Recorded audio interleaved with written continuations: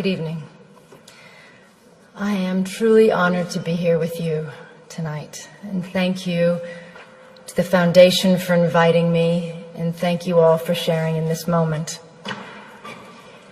We are here in the memory of Sergio Vieira de Mello and the 21 other men and women, most of them UN workers, who died with him in the bombing of the UN headquarters in Baghdad, August 2003.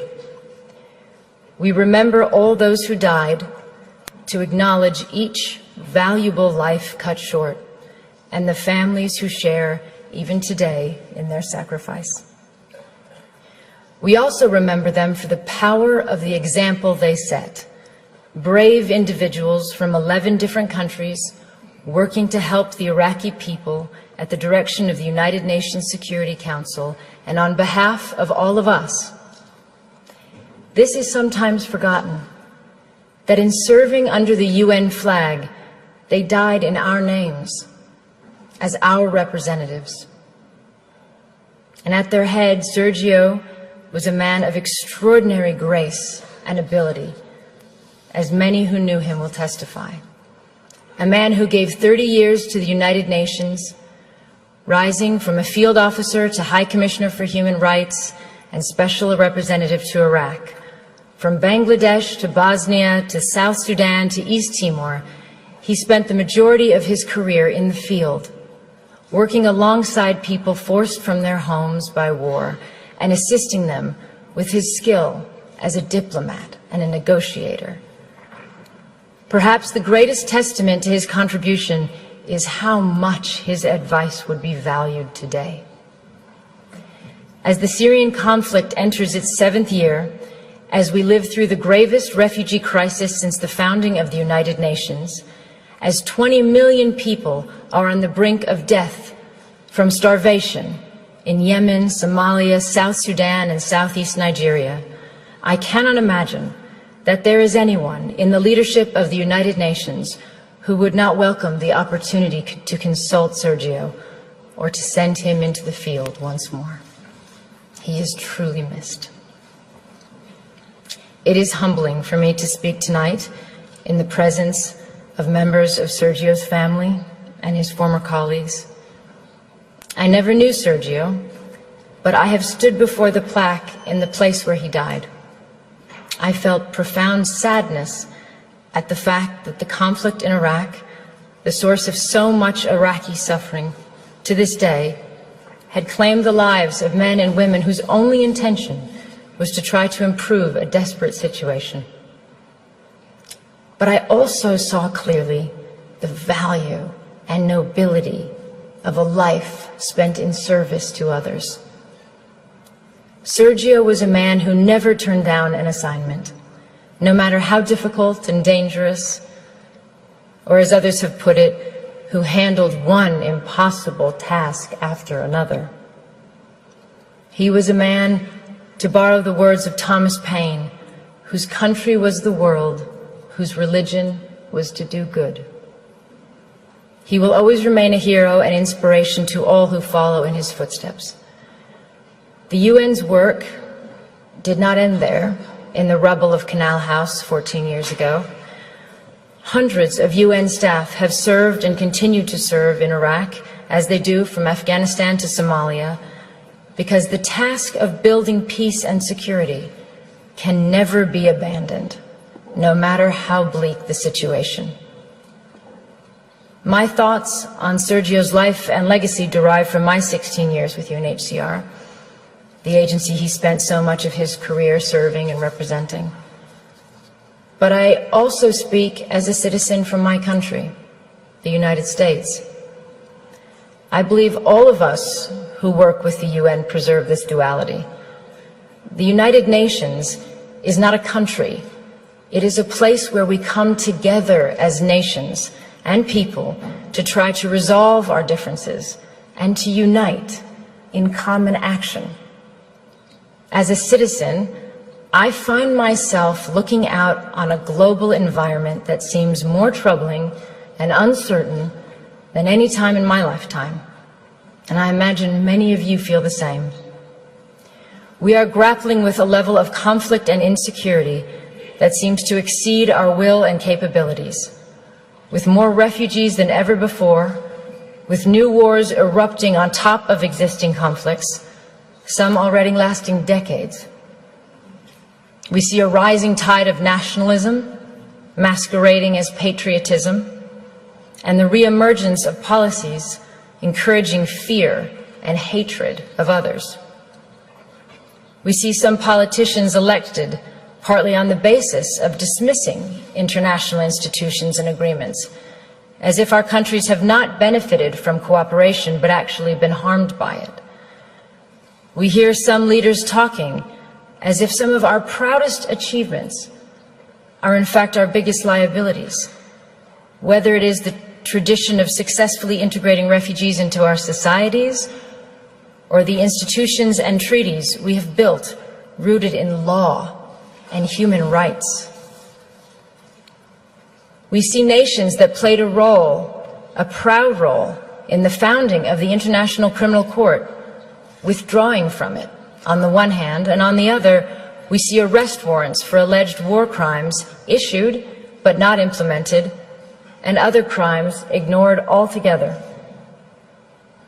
We see a country like South Sudan, ushered by the international community into independence and then largely abandoned, not by the UN agencies and NGOs, but effectively abandoned without the massive support they need to make a success of sovereignty. And we see resolutions and laws on the protection of civilians and the use of chemical weapons, for instance, flouted repeatedly, and in some cases under the cover of Security Council vetoes, as in Syria. Many of these things are not new, but taken together and in the absence of strong international leadership, they are deeply worrying. When we consider this, all of this and more, as citizens, what is our answer? Do we, as some would encourage us to think, turn our backs on the world and hope that the storm will pass? Or do we strengthen our commitment to diplomacy and to the United Nations? I strongly believe there is only one choice, demanded by reason as well as by conscience, which is the hard work of diplomacy and negotiation and reform of the UN. This is not to say that in any way this is an easy road, and there are reasons for people to feel insecure today. The level of conflict and lack of solutions combined with the fear of terrorism, the reality that globalization has brought vast benefits to some and worsened the lot for others, the sense of disconnect between citizens and governments, or in some countries the lack of governance, the overall feeling that for all our gains in technology and connectedness, the less we are in control of forces shaping our lives. All these factors and more have contributed to a sense of a world out of balance, and there are no easy answers. And despite the millions of people who have lifted themselves out of poverty in our lifetime, the difference between the lives of those of us born in wealthy, democratic societies and those born into slums and refugee camps in the world is a profound injustice. We see it, and we know it's wrong at a simple human level. That inequality is contributing to instability, conflict, and migration, as well as to the sense that the international system serves the few at the expense of the many. But again, what is our answer as citizens? Do we withdraw from the world where before we felt a responsibility to be part of the solutions? I am a proud American, and I am an internationalist. I believe anyone committed to human rights is.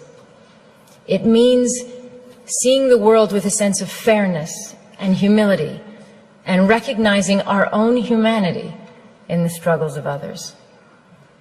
It stems from a love of one's country, but not at the expense of others, from patriotism, but not from narrow nationalism. It includes the view that success isn't being greater than others, but finding your place in a world where others succeed too, and that a strong nation, like a strong person, helps others to rise up and be independent. It is the spirit that made possible the creation of the UN. Out of the rubble and ruin and 60 million dead of World War II, so that even before the task of defeating Nazism was complete, that generation of wartime leaders was forging the UN. If governments and leaders are not keeping the flame of internationalism alive, then as citizens, we must.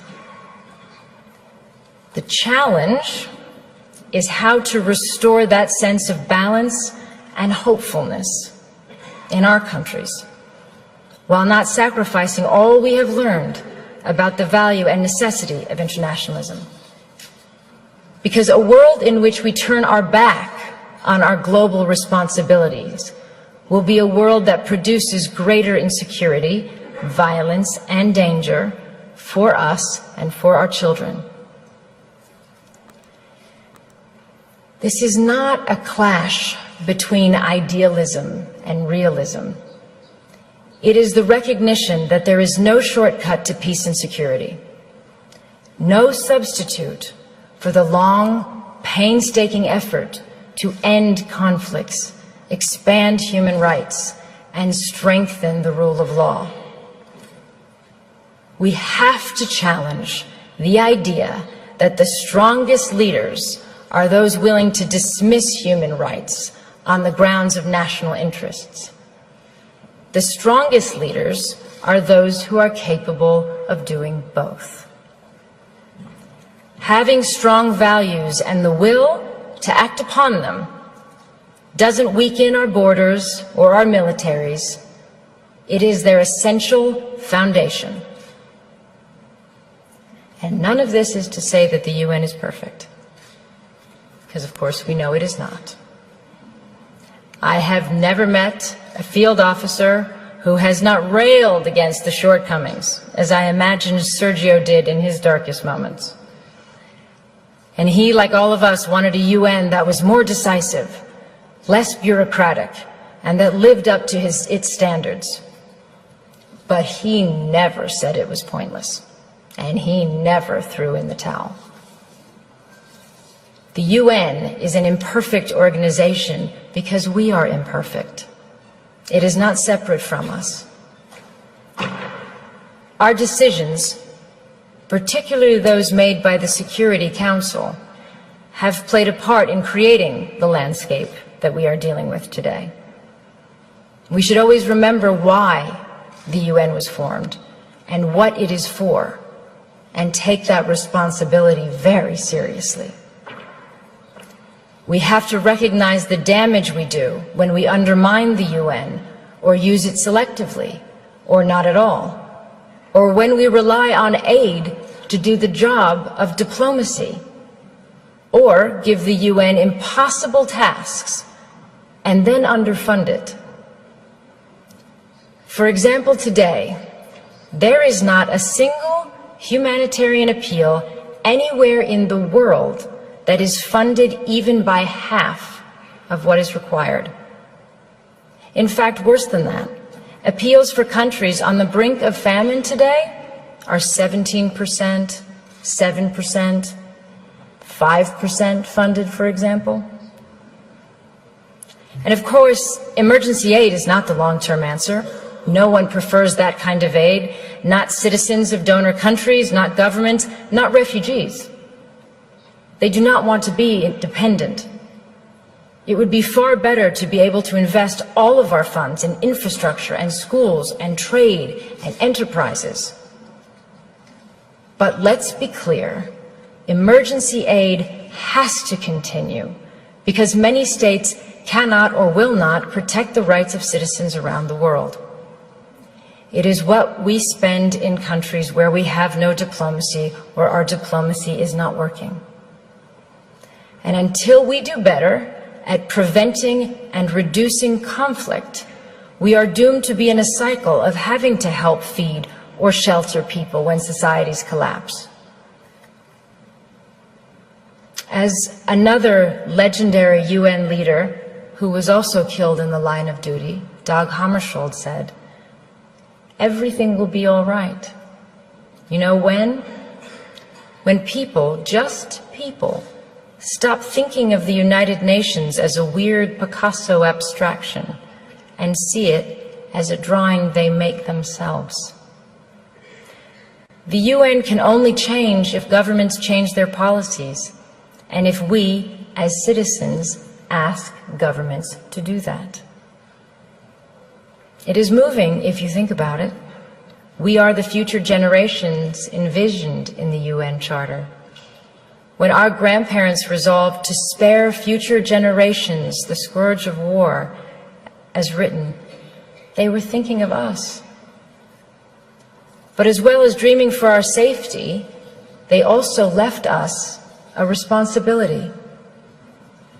President Roosevelt, addressing the U.S. Congress in January 1945, 6 months before the end of World War II, said this: "In the field of foreign policy, we promise to stand together with the United Nations, not for the war alone, but for the victory for which the war was fought."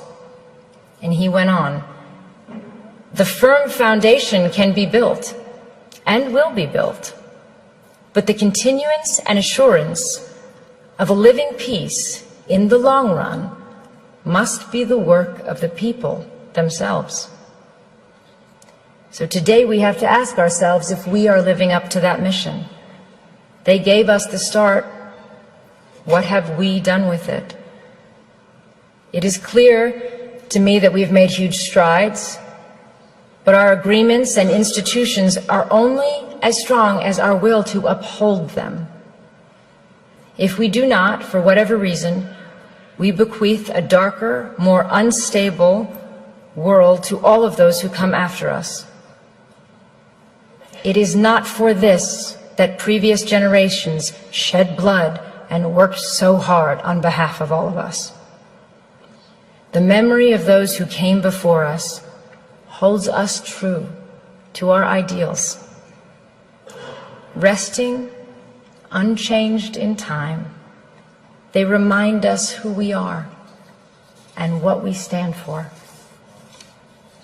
They give us hope to stay in the fight, as Sergio did until his last breath. 14 years since his death, there is a stronger need than ever before for us to stay true to the ideals and purposes of the United Nations. That is what I hope his memory holds for us today. We cannot all be Sergios, but I hope all of us can determine that we shall be a generation that renews its commitment to unite our strength to maintain international peace and security, and to promote social progress and better standards of life and larger freedom.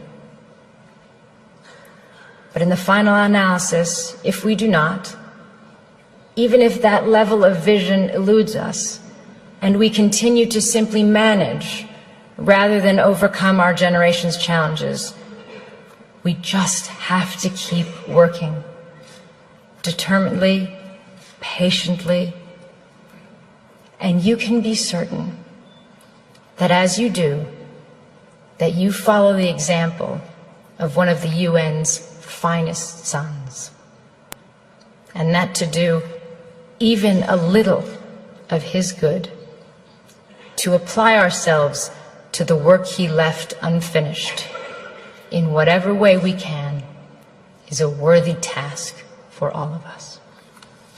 Thank you.